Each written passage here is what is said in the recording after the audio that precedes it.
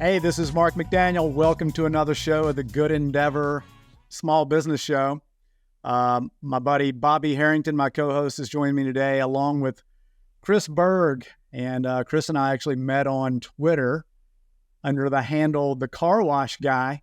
And so he and I have a lot in common when it comes to car washes, like understanding them. And it's like any old fix and flip or anything else. So, but what I've learned kind of talking to Kriss before the show is that there's a lot more to Kriss than just the car wash guy. And he's got a couple other businesses and, a lot more interesting background than just car washes. But, for the first part of the show, maybe we can go into that and then get into some other stuff. Great. Thanks for having me on, guys. Yeah, you're definitely welcome, man. So, kind of staying with that theme, the theme of car washes, tell us a little bit about that. I think I read, and I'm gonna mess this up, but I think I read that you were looking at like mini storage as an investment, and every deal that kind of came along, it just didn't work out, and your broker kind of hit you with this idea of car washes and told you about the tax advantages and so on, and you just said, hey, let's give it a try. So kind of walk us through that story. Yeah, I've been an entrepreneur for 21 years, and the last 5 or 6 been kind of looking for a side hustle, really, because I had some extra cash and wanted something that would be kind of fun and lucrative to do on the side.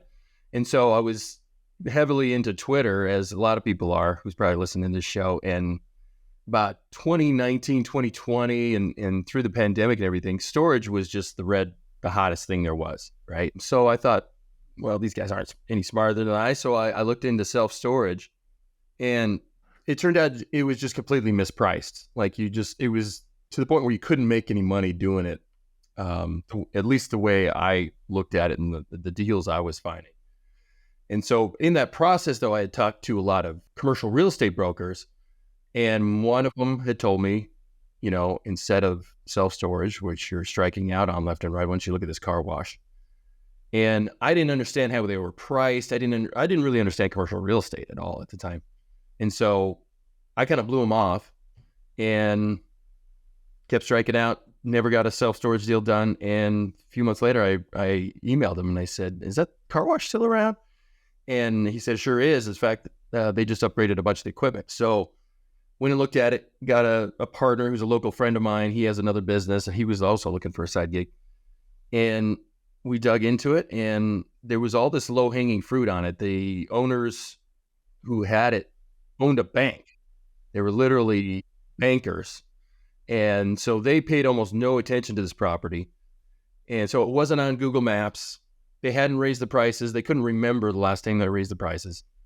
They hadn't really done anything to the property. It was just, they had some attendants there who would work the property, and they basically ignored it. And so, doing what I do, I love to go into a business and change things and improve things, right? And make them work better, make them make more money. And so we got in there day one. We got conventional financing, put 25% down. It was a $650,000 deal. Put 25% down, and we went in there day one. We put it on Google Maps, first of all, which is obvious to anybody who's, been a marketer over the last 10 years. And got a bunch of 5-star reviews, started running some Google ads. We improved the soaps and chemicals so that the customers get a better experience. We fixed a bunch of stuff that the attendants who were working there had wanted fixed, for ages, but the previous owners had just ignored their request. So they were psyched. They were excited that we were finally putting some attention on this place. And we grew the revenue and the profit by about 70% in about 6 months. And so if you do the math, we only put down 25%, but we grew the profit by 70%. Well, we got 4 or 5 times back on our money in equity, right? Because now that place is worth 70% more. So wow. What did you buy? So was this an in-bay automatic, like self-serve? Yeah. So it's what we target is kind of this long row, and it's usually got 3 or 4 self-serve bays. Mm-hmm. And one end is usually an automatic, and that automatic is almost always a touch-free automatic. And I didn't know about any of this. We just thought it was a cool property, but it's fortuitous that we actually got this kind of property because, as most people know now, these tunnel washes, it's called a tunnel or an express or a conveyor fed wash, are being built everywhere, right? If you're in any major metro area, you've seen these car washes go up. And it's kind of scared people out of the car wash business because anybody could tell that these things are being overbuilt. But we are in a completely different demographic. We wash the cars and the trucks and the RVs and everything that those places cannot wash. And those places cannot wash about 50 to 60% of the vehicles on the road. So we're in a completely different demographic. There are people who are religious about touch-free car washes, which I didn't know getting into this. I didn't realize my mom was a religious touch-free car wash. Wow. Yeah, when I bought it, she says, now, it doesn't have those brushes, does it? And I said, no. And she said, I won't let those brushes touch my car. So there's a lot of people that feel that way.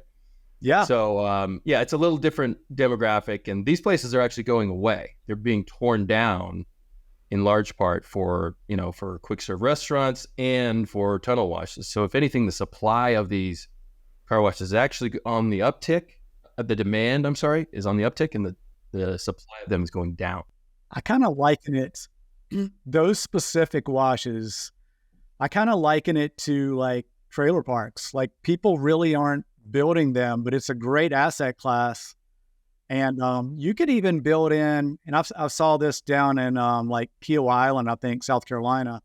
They had a fence around there, and they had one entrance and one exit, and they had one price. So you could get on a subscription, and you could have like free vacs, and you could go and wash your own car or do the touchless wash, and everything that these guys are building the tunnels, like all the reasons that they're doing it, you can build into this. And like you said, like 50% of the population would rather go to this.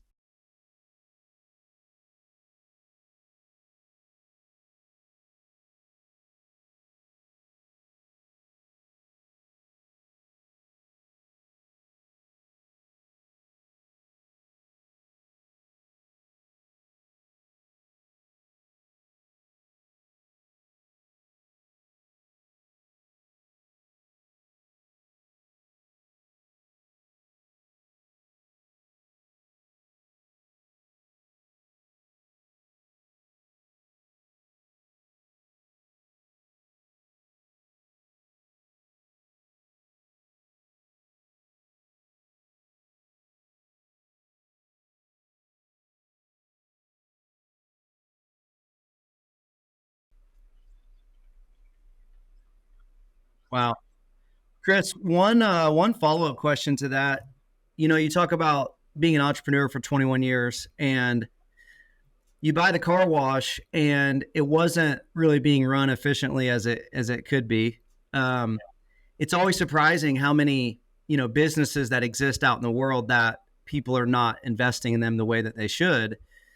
And, business it's not a passive thing, it very much is an active thing. And so, like, what's over these last 21 years, like, what's your experience when you think about coming into a new business and applying, leadership and vision and, executing and all of that? Like, just how would you speak to that? Just kind of the active nature of being good at business and entrepreneurship.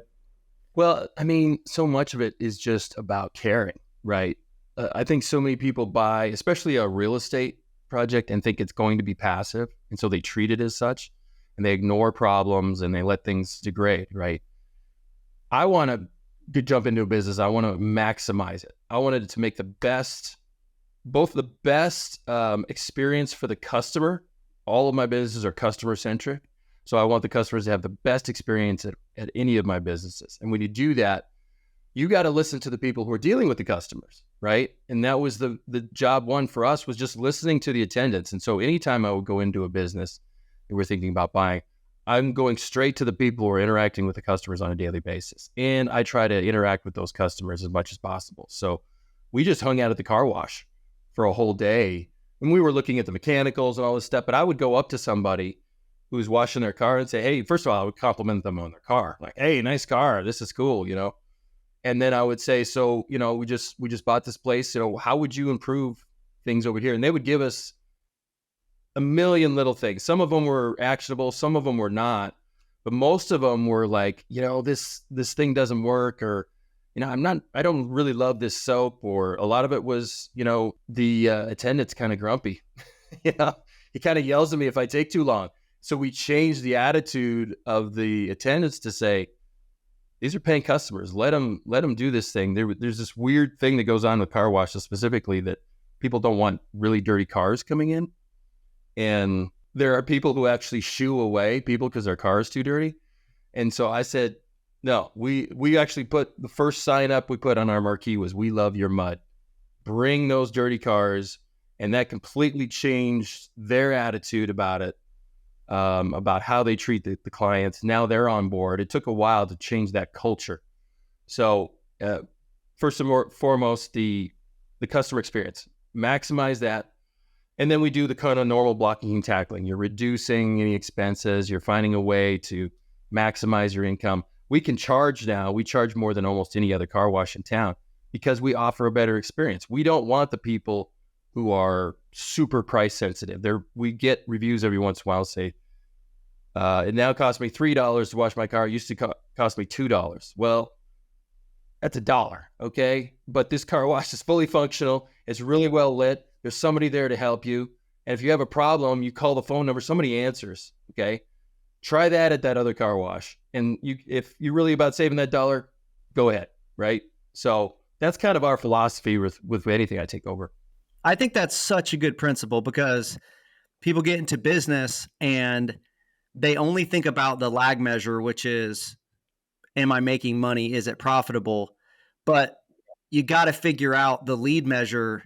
You got to figure out the input in any business. Like, hey, what is going to make this thing actually go? Because if you could really focus on that, it's like, man, the outcomes, the profit, it's going to take care of itself if you got the right inputs. Absolutely. That's awesome. What we found is that people, we upgraded the card readers as well, because the old cards, I mean, how many times you gone to a car wash and it just won't work, right? Like it doesn't take your card or whatever. We upgraded all that, and we noticed that the average order value went from about $4 for a credit card to $9, because people, it was better lit. They felt safer there, and there was an attendant to help them, and all the things worked. The brush worked, and the pre-soak worked, and all this stuff. So they were using everything. They were getting their car cleaner, and they were happier with the wash. So we doubled the average order value on some washes just by like the simple stuff. It just makes sure things work and make sure they're having a good customer experience. You're going to make more money if you do that, right? From an X's and O's standpoint, there's probably somebody out there who's like, man, I got a crappy car wash that isn't going, or somebody who's thinking, maybe I should invest in a car wash. So, adding credit card readers obviously is a huge win. Adding functional credit card readers is a huge win. We talked a little bit about subscription. What kind of software did you use to add subscription? And is it the same for both sides? So for the touchless and for the self-serve? Yeah. So it's a system called CryptoPay, which has nothing to do with Bitcoin. It's just an encrypted payment service. And they hook up with an app called EverWash, which allows people to have monthly subscriptions. Now, there's a lot of different versions of that, and there's a lot of different software. What we found out is that the hardware that's in the car wash kind of matters for your back-end software and stuff. So there's a lot of different versions of that, but that's basically what we're using. And people love the monthly subscription because they can turn on, basically they roll up, shoot a QR code with their phone, and the wash turns on, right? And that's really cool. You don't have to go through like getting your quarters or swiping your card or, all that rigmarole. It's mixed for a lot more seamless payment experience, which is a big deal. And it's really nice for the car wash owner, because I used to look out at these rainy days and I would be like, looks like we're not selling car washes today. And at 11:04 a.m. is when all my monthly subscriptions roll in. And I'm like, all right, it's not that bad of a day, right? No, it's great. I love that. Yeah. So what kind of car wash do you have, Mark? Yeah, I was going to ask you if you did free vacs, but we've got a few. So we've got 5 of them. We've got one that's just pure in-bay automatic. So there's 2 lanes. And so we went in and we added the DENCAR units. So it helped us, like we upgraded some equipment, added DENCAR, added subscriptions, added free vacs. And so that one's like it's like two little mini tunnels. I mean, I actually think that our wash is better than the tunnels. It's just a little bit different experience. You know, we don't have a lot of flashing lights inside of it, but you know, it's subscription, it's less expensive, and the end result is as good, if not better. Then we have 3 that are like yours in one location, and then we've got another one like yours up in Asheville, North Carolina, that we actually we did everything that you just said, and we just entered a contract to sell it on owner financing. And so we took as much out of it as we put in it on the down payment, and we owner financed the rest. And so it was a good deal. I mean, so what you say is right. Like, if you do these upgrades and you increase the revenue, you increase the value of this business. And I think in this business, man, and correct me if I'm wrong, like when I got into the car wash business, I did it as a tax benefit. And I began really quickly to realize, and Bobby touched on this earlier, like, this is no passive business. This is like, no wonder the IRS gives you a big tax benefit, because they know this is like a full-fledged business with a side of real estate. That's exactly what it is. But and people, the sellers that we buy from have treated it the opposite. They've treated it as a passive, and it's just not. So, I mean, I'm still only, I don't know what you spend on yours. I'm still, unless we're in the midst of buying one or deal hunting, it's still only 5 hours a week for me. But there's phone calls, and there's, you know, I've always got something going on to improve the operations. It's funny you brought up the lighting, because we're actually looking at doing a laser show on the windshield in the IBA. So, but it's great. And I didn't know about the tax benefits. Like, I had heard about bonus depreciation, but I didn't really understand what it was. And then at the end of the first year, we had bought 2 car washes, and every December 29th or so, I email my accountant. Okay, what's the damage this year, right? What am I looking at? How much money do I need to sock away for the tax man? And for the first time in my entrepreneurial journey, she wrote back, she says, I don't think you're going to owe anything, and I think you're going to get a bunch back. And I just did the cartoon, like, what did you say? I picked up the phone and called her right away, and I said, did you mix up your email? Did you know this was me? Like, I've owed money every year, you know, and I'm making quarterly payments. I'm having it deducted from my paychecks. And she said, no, this bonus depreciation that you got working for you here, I think you're going to get every dollar back. So my first year I paid 0. This year I will pay, I reduced them by about 75%. So it's really attractive. And they're talking, now there's a bill that's being worked out. They're talking about bringing back this 100% bonus depreciation. So we'll see if that pans out.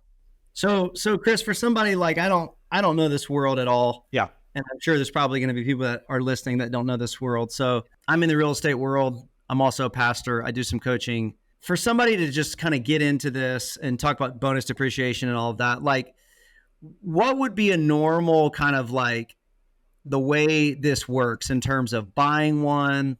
Like, how do you end up where you're not paying taxes? Like, what's like kind of the dummies version for why car washes are such a great investment for what you're talking about?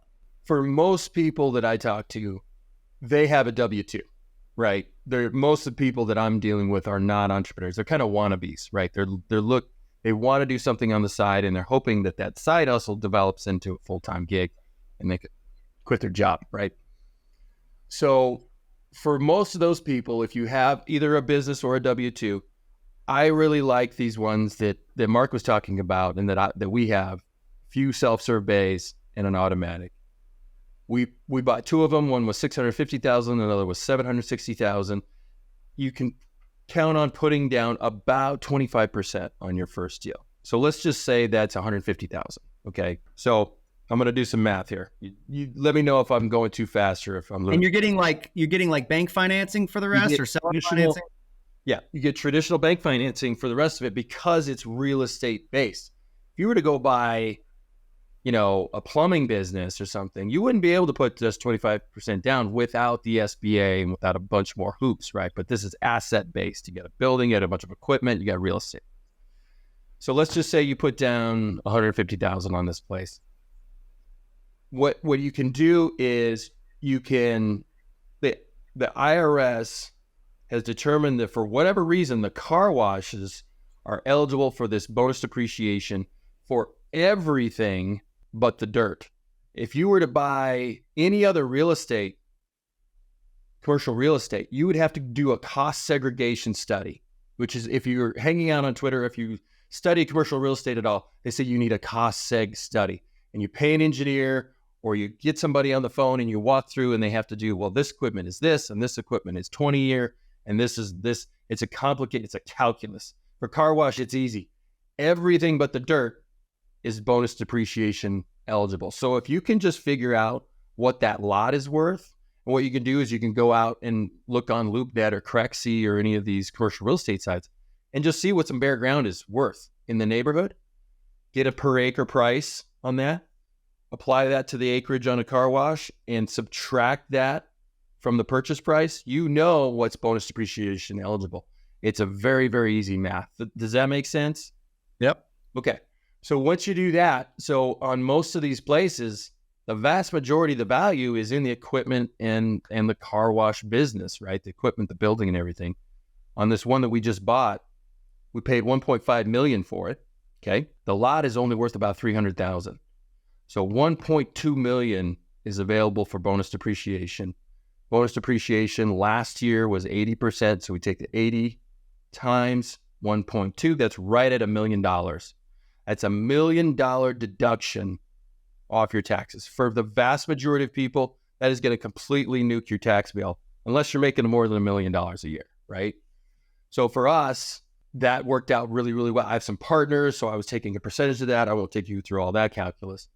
But that's basically, so if you think out of it in simple terms, put all that aside. If the math was similar on this deal and you're doing $150,000 and you saved yourself on a $100,000 tax bill or even a $50,000 tax bill, whatever it is, you're getting that money that you've invested back so quickly because you didn't have to pay the tax man that, or you got a big refund. For me, my tax bill and the money I put down on those first 2 car washes was almost identical. I had my invested money back within 6 months. Name another investment where you can say that, right? Even like multifamily, a lot of people see, let's buy a little apartment building. Well, the returns on that are like, maybe 15% sometimes. I know a lot of people that are really excited to get 20%. I had 100% return in 6 months because of that tax advantage. So that's why this is so attractive. And it's just a great business. I would not do this if it were just a tax advantage personally. I like that part of it, but I think it's a growing business and there's a lot of opportunities to make really good money and cash flow off. Yeah, that's awesome. Hey, one follow-up to that, you're kind of starting to get into it a little bit. Like when you meet entrepreneurs, there's typically kind of multiple reasons you're going into business. Obviously you want to make money, you want to invest, but like that's not your only motivation. I would love to hear a little bit about, like, you've been on a 21-year entrepreneurship journey. What are some of those other motivations to do business well? Yeah, my life purpose is to live a life of adventure and joy, and to spend it with my family, and to improve the community around me. Like, that is my defined life purpose. It's up on my wall. And so the easiest way to do that is to have my time, to own my time. And you can't do that with a W-2. I tried it. I had to quit it when I was 27 years old because it was killing me, right? And I always thought I was smarter than the boss. And I couldn't believe that the American standard was a 2-week vacation. Like, come on, you can't do anything with 2 weeks a year.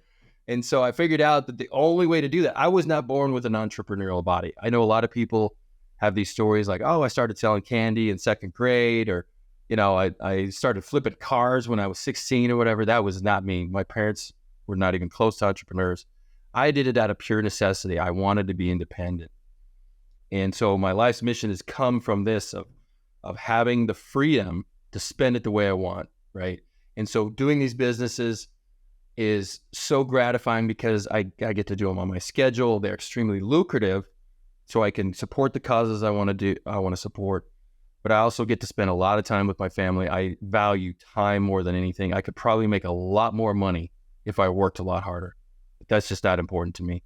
I still make a great income, but that's what drives me. And I think that drives most people probably that are listening to this, right? They would love the $1 million paycheck, the $2 million, these $50 million exits and things that you hear about, but they don't want to sacrifice the T-ball games, soccer games, the weekend ski trips, the summers in Colorado, right? You wouldn't be able to do that, Bobby, if you had a $100 million company, right? You're going to be nose to the grindstone, blowing that thing up 24/7 if that's what most of them take, right? Maybe you do have a $100 million company, but No. We got the big reveal today here on the show. Yeah. So you have similar priorities to me, like that summer in Colorado. You've built your business and your vocations to where you can take that. That's amazing. That's exactly where I'm at too. You talk about kind of work-life balance, being an awesome entrepreneur and trying to be good with your family and all of that. Like, it's kind of like there's kind of a place to start, and then there's a place where you end up. I mean, you obviously have probably built a pretty awesome life and balance with business and your family, but you probably didn't start there, I would guess. Or most people, it's going to be hard to start there. You gotta build that out. What does that look like for you now in terms of work and family and hobbies and passions? And yeah, so for me, it's waking up early and tackling the biggest tasks of the day at like 5 or 6 a.m. and just diving straight into the important stuff. What goes along with that, hand in glove, is delegation. And there's so many opportunities now for people with the offshore arbitrage that you can do, hiring assistants overseas and things like that. You don't have to do your own bookkeeping anymore. I don't think any entrepreneur should be doing their day-to-day bookkeeping. And I know the vast majority of them are still. You don't have to be answering the phone at your business anymore. There's all these opportunities to delegate. So for me, just from a pure tactical standpoint, I'm up at 5. I come straight into my office. I do a little bit of email arbitrage, what's important, shuffling, this person needs that email, this person needs that, reply to that real quick, and then I dive straight in. Most of my businesses, what I'm doing is controlling the marketing. And so I'm looking at a direct mail piece right now for our car washes. I'm watching our AdWords spend and the keywords and kind of stuff with that. And then we're looking at budgets to do upgrades here and there. And then usually by 7 a.m., I'm upstairs with the wife and kids, helping them get ready for the day. And I'm back in the office by 8. And I'm really done with the really important stuff by 10 a.m. For me, that's the key to it, is getting that important stuff. For years, I would procrastinate the really critical thinking, the big leverage stuff, into the afternoon when my energy was done. Like my brain power is probably at half by 2 p.m., right? So by 2 p.m., I can do meetings and stuff and podcasts, stuff like this. And then I'm usually done by 4 p.m. That middle part of the day is working out and lunch that I covered. So I guess to answer your question, it's really about attacking the big tasks, finding the high priority, high leverage stuff, and doing it first part of the day, and then spending my big mental energy on that, and then making sure the rest of the day is smooth and I'm not stressing about. Because when you're procrastinating that stuff, you're creating this stress, right? Because you know what you should be doing. You know what you got to do to advance your business, but you just keep kicking the can. Did you change your lifestyle to that based off of, because, there's a lot of psychological studies that show like the best way to get through something is to go straight through it. You can't go around it, under it, over it. Yeah. Is that through trial and error in your life, or did you kind of like read something and just kind of have that revelation? Yeah. Well, it was trial and error for sure. I mean, I think anybody would advise you to do that, but it's so hard to do big decisions. And when you're kind of alone in a business, you're a solo entrepreneur, you never really know with these big decisions, like which way to go. If you're inexperienced, if it's your first business or your first 5 years, first 10 years sometimes, right? Like, what is the right decision? What should I do? So having a mentor can help with that. Also, just taking action and just freaking decide, right? How many times have we figured out that oh, that decision was fine, or it wasn't as irreversible as I thought it was. I could go back and change it. I could change my mind. So just, I think more than anything these days, I'm just about action, right? Like anytime I have anxiety about a decision, I just get to work on it. I just dive right into it. And all the major problems that I've had in my business, I've had businesses go from, I had one business that was completely dependent on Google rankings, right? And we went from making a profit of $50,000 a month to $500 a month with one Google update. And I was like, I literally laid on the couch and cried for a whole day and drank, and finally realized that my wife was like, well, what are you going to do? Like, you got to do something about it. Got up and got to work on how to market this business. So the upshot was 3 months later, that business was way better than it was. That was all these things about every crisis is an opportunity. It's completely true. Every time I've hit a roadblock like that, my business came out better. So now my whole goal is to bring on those problems. Like I tell my team, like, bring me the big ones. I love the big juicy ones, the existential ones that were like, oh my God, I don't know if we're going to get through this. Like, we may cease to exist. I'm like, hell yes, let's do it, because I know we're going to get through it. And I know we're going to have a better business because of it. So I'm excited about this now. If you can flip that mental switch, because there is no business without these problems, right? There is no business that doesn't have problems, people problems and customer problems and equipment and money. They all have problems. If you can flip your mind to say, I can't wait to solve this problem, you're just going to have a better day. You're going to have a better life, right? And you're going to be a lot more successful, because the bigger problems you solve, the more money you make. Chris, that is rich, man. Bobby and I just did a podcast on this idea of failing forward, like embracing failure so you learn and then you can get better. Right. Did you have, like, when you were growing up, did you have an example? Like, was your mom or dad an entrepreneur? Like, could you see this in action, or is this is all like, no, this is like all raw living? Yeah, this, I guess you call it the school of hard knocks or whatever, but it was, it was just trial and error. It was a fierce desire to be independent and to be in charge of my own ship, so that was kind of driving it all. But man, no, I used to get really spun out by problems. That my first business, which is in the construction business, it was just every day. Every phone call was a problem. You guys screwed up this, they didn't do this, or we can't complete the job because of this. And I was stressed out, maxed out for years. And it took me a long time to figure out, like, that is the work. That's what the business is. It's not part of the business, or it's not this downside of it. That's what it is. It's solving these problems every day. So it was just a mind shift. And honestly, I think even like 10 years ago, if you had asked me that question, I wouldn't have been able to answer it. I would have been, my answer would have been, I try to avoid problems, but they still seem to find me. Now I'm trying to find them. Yeah. Sounds like you derive a lot of joy from solving these problems. And, there's a lot of people out there watching you and listening to you and looking at you and seeing how you're solving these problems. And are you doing it with grace, or are you doing it with anxiety, turmoil? That's right. Yeah. Because, at the end of the day, you're a leader, right? You've got a team, even if it's just one or two people. They're looking to you, how you respond to these things. And if you can respond to them calmly and with authority, they're going to stay with you forever, man. Yeah. They're going to stand by you, and they're going to pick up on that. And then they're going to do that. Then they can take on the problems, right? Yeah. Which is the ultimate goal. So, yeah, I think it's a philosophy that works if you can flip your mentality around it, right? That's awesome. Kriss, drilling back down on something you said, like, man, with where we are in the world today, like, you don't need to be doing your bookkeeping.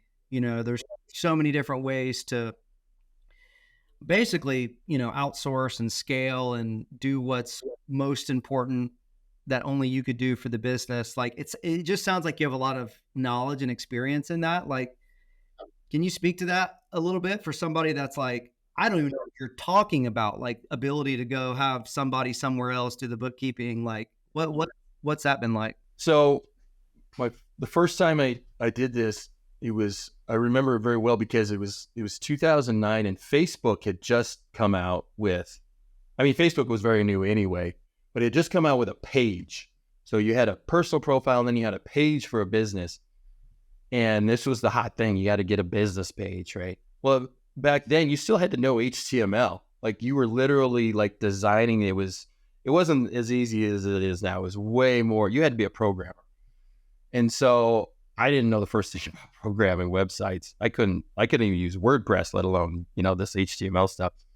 So I got on a site called Odesk, which is now Upwork. And I found this guy, his handle was the Facebook page designer. And so I said, fix this stuff for me. I don't know how to do this. And it was so simple and he knew so well what to do that I was like, well, can you do this? And can you do this? And can you do this? He's still with me. His name's Muhammad. He's in Pakistan. He's been with me for now 14 years. He fixes all of our websites. He does it for about $30 an hour, which is life-changing money for him. And the best part is we're working on his green card. He's going to become an American. He's moving his family over here as soon as we go through the process. Wow. So a lot of people have this reluctance, like there's an American pride thing here, right? They have this reluctance. How can you go offshore and give this job to somebody offshore? The reality is that it's really for most entrepreneurs, it's 5 hours a week, it's 10 hours a week. It's hard to find Americans that will do that, right? And these people, like our first bookkeeper, he had an MBA from a college, from the most prestigious business program in the Philippines. So not only was he a bookkeeper, he was a financial analyst. He brought in all these tools that we were like, well, I didn't even know what a balance sheet was. He was like, you got to be looking at this thing, So it's easier than you think. I suggest every entrepreneur on here that doesn't have one, go on to Upwork and look at virtual assistants and look at your daily tasks and look at the repetitive, redundant tasks like coding your credit card statement into QuickBooks. Okay. Think about how much time you spend on that. It's probably at least an hour a month. It might be 2 or 3 for a lot of people. Or coding your entries from the bank, the standard bookkeeping stuff, invoicing. Think about how much time and think about what you should be doing instead, right? I should be getting new customers. And I should be thinking about how to charge our existing customers more and provide more services to them. I should not be worrying about my bookkeeping. That doesn't mean you shouldn't know your P&L and your balance. You should absolutely know that stuff, but you shouldn't be entering the stuff that's in it, right? I do a Finance Fridays. I review all of our P&Ls every Friday, but somebody else does the heavy lifting. But that gives me time so I can look at a P&L and say, P&L is a profit and loss, by the way. But I can look at this line and say, why are we spending $12,000 on software? Like, what is all this software that we're buying? And dig into it like, oh my God, we don't need half of this stuff, So it took me 20 minutes instead of 4 hours this month.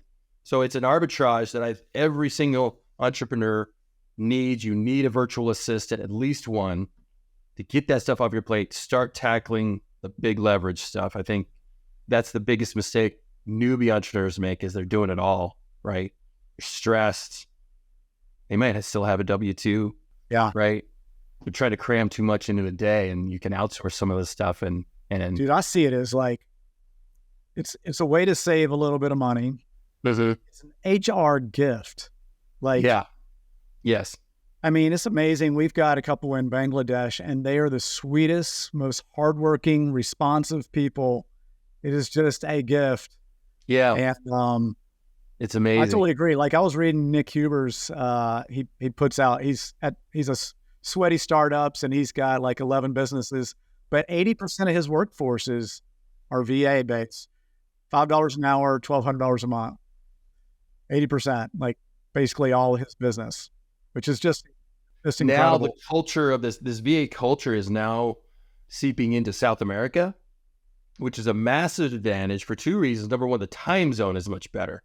Problem with the Philippines and Southern Asia, like you talked about, Bangladesh and Pakistan. Pakistan's almost on the exact opposite side of the world. Like it's 2:30 here. It's probably 2:30 a.m. in Pakistan right now. So having your people work that graveyard is tough. they have to be wired in a very specific way. And it's really hard if they have kids. Whereas Brazil is basically on East Coast time. I think they're 1 hour ahead or something. So you can have this arbitrage where you can have them working synchronously with you, same time zone and everything. And they speak Spanish, much of them, not Brazil, but Argentina, Venezuela, where a lot of our people are. There's everybody who's in America right now has a sizable portion of their customer base who's Spanish first, right? So they're great customer service reps. Man, I love what you've done, like, because it's easy in the VA world to kind of like go online, see a picture, see what they do, and treat them as like a throwaway product. Right. You know? But it sounds like what you've done is actually dug in and created a relationship and gotten to know these folks. And so they're willing to bend over backwards for you and you know, and vice versa. I'm sure you're willing to bend over backwards for them. Absolutely. So we do bonuses. I would encourage any entrepreneur out there, like if you go down this VA path, like just don't look at these folks like, oh man, this is just a cost savings measure. Like look at them as people. Like, you know, they're you teammates here. They're teammates. You're going to get to know them. We make a concerted effort to know their families. We do things like show up with a picture. We have a weekly huddle with everybody, and there are people all over the world. And we say, show up with a picture of your neighborhood, because we see what their home or their office is like. I want to see the outside of the house. What does your neighborhood look like? And so you get the gamut. You get people, you know, live in all kinds of living conditions. Some of them awesome, and some of them just sort of normal suburbs. And you get to realize, like, this is what they live like, you know. And then we go through goals. What's your personal goal for 2024? One gal wanted to start a restaurant on the side, you know. One guy wants to move to America and get his citizenship. So these are teammates. These are not remote workers, or like you said, they're not throwaway people. We know their families, we know their kids, we know their spouses. So it's really gratifying. That's awesome. Wow. Kriss, as you look forward, you know, as your businesses grow and hopefully you're leading more people and you have more responsibility, and, you know, like, how do you think about your own kind of personal development? Like, how do you continue to grow to continue to lead at a higher and higher level? It's a really good question, Bobby. It's I'm really trying to focus on listening more, especially as Americans. We talk too damn much. And I'm just trying to listen to people more and listen to their ideas, and instead of waiting to talk. So many of us are, you know, we've got I'm waiting, just as soon as he shuts up, I'm just going to come out with this thing. And I'm trying to internalize things more. I read a lot.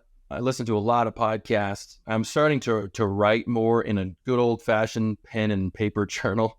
I found that I've had a million note-taking apps, like on my computer and stuff. I never look at that stuff. It's just gone, right? And maybe I'll remember it better because it's in there, but it's a little bit of journaling, a little bit of listening, and I'm also doing some events with psychedelics, specifically with psilocybin, which a lot of people know is magic mushrooms. And that's legal now in Colorado. It's really changed my brain. And I did not realize that my default state was a low level of anger for a couple decades of my life. If you guys ever seen Inside Out, it's a Pixar movie. Yeah. If you have kids, maybe you've seen it. Yeah. But if you look at the father in that movie with the little girl who's the subject of the movie, the gal in charge was Joy, right? The happy girl, blue hair, she's bouncing around. You look at the father, the guy in charge was his anger. And that was the dude who was driving the bus. That was the guy who was in charge. And that was me for years. And I didn't realize it until I started doing these psychedelics and microdosing and stuff like this on a regular basis. And I realized I don't have anything to be angry about on a regular basis anyway. There's annoyances. I have this tremendous life. I have these amazing kids, this amazing wife. My default should be happiness. It should be joy. And that has really changed how I deal with my kids. I'm way more patient. I have a son who's ADHD. who can be really trying. And how I deal with him, I lead with love now. So my first reaction, instead of no, we're not doing that, or stop what you're doing, or stop fighting, or all this stuff. Now I lead with love and say, like, what's going on? Why do you feel this way? Why are you screaming at your sister right now? Instead of shut the hell up, right? So it's made me a better dad. And we're trying to help other people reach this state with our psychedelic conferences. I'm sure this could just be like a totally additional podcast, but like for people that don't know, like this kind of world and what's changing and the way people perceive this and what it actually is, like how does somebody all of a sudden, like for you, be like, you know what, I need to try psychedelics? Like what is? Yeah, that's a great question. You know what it is in one word, Bobby? It's clarity. So many people have just this cloud. They don't know what their mission is. They don't know why they're doing this darn thing. Maybe it's their business or their career. Maybe it's their marriage, but they don't know why. They don't have their purpose figured out yet. And over again, we see with people who do these with us is they get clarity. One example is my friend John came, and he was at the classic phase in his business where, do I sell it or do I scale it? Right? I don't know if I hated this business or I love it. He came out of that thing, refound his love for the business, and it's doubled in 9 months because now decisions were easy. He had clarity. He knew exactly what to do every day.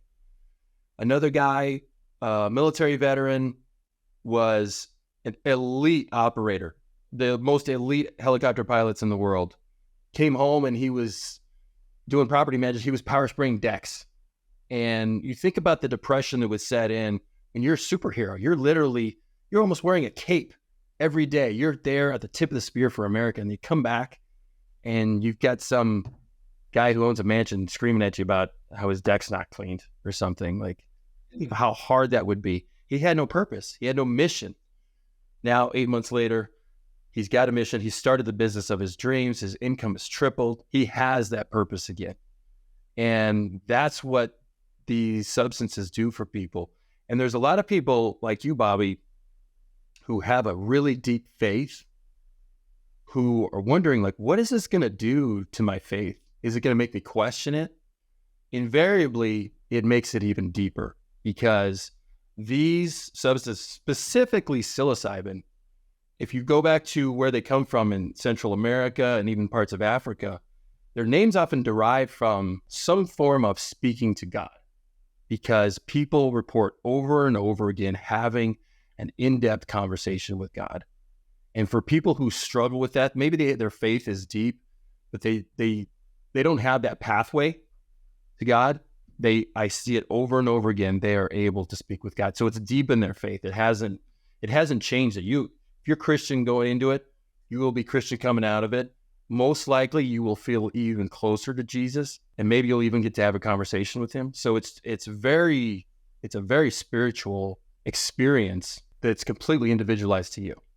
You're not going to come out of it hippy dippy, peace, love, and earth. I want to give away my possessions. I don't need business anymore. I don't need money. I want to drive around a bus with flowers in my hair. It doesn't happen. It's not like that. Oh, man.